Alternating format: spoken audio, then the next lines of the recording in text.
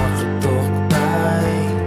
көрмесем өтеді жай зымырай жетер сезімімді жасыра алмай жанған жүрекке деме сыймай неге сен сағынам кофе емес сөзіңмен басталған сенсіз ойларым менің тасталған түсіргендей тұзаққа өзіңмен сүзген сөзімде жұмақ па тозақ жанымның жұлдызысың